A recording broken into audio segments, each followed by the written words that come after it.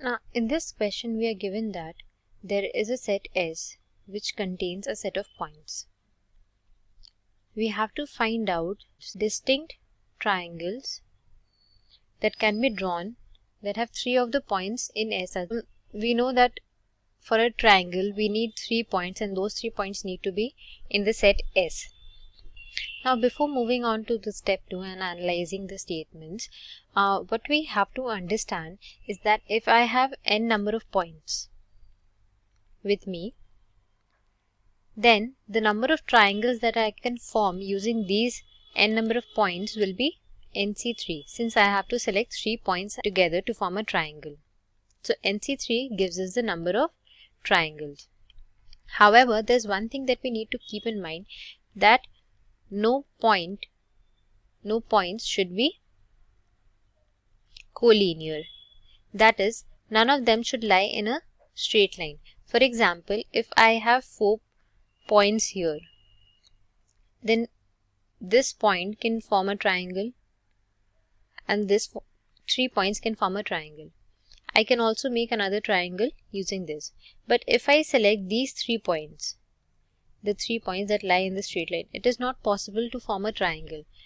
So another piece of information that we need to have while solving this question is that no point should be collinear, or we should be given the number of points that are collinear so that we can subtract it. Now, keeping these 2 points in mind, we move on to step 2 and analyze the statement 1. So the statement 1 tells us that the number of distinct points in S is 5. So here we can write that the value of n is 5. So the number of triangles that can be formed is equal to 5C3. But the other piece of information that is missing from this statement is about the collinear points, if there are any points which are collinear. So we conclude that the statement 1 is not sufficient. And out of the given options, we eliminate A and D. We now check the sufficiency of statement 2. Now, in statement 2, we have the information that no 3 points are collinear. So from this we know that no 3 points will form a straight line. But here the information about the number of points in the set S is missing. So here the value of n is unknown to us.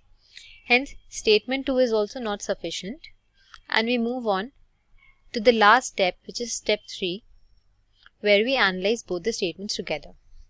So let's write down what we got from the statement 1 and statement 2 first. From statement 1, we have that the number of distinct points in the set S is 5.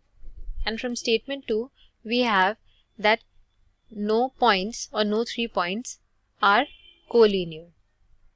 Now, as discussed in step 1 of the solution, we need these 2 pieces of information to find the number of distinct triangles that can be formed. That is the number of points and about the collinear.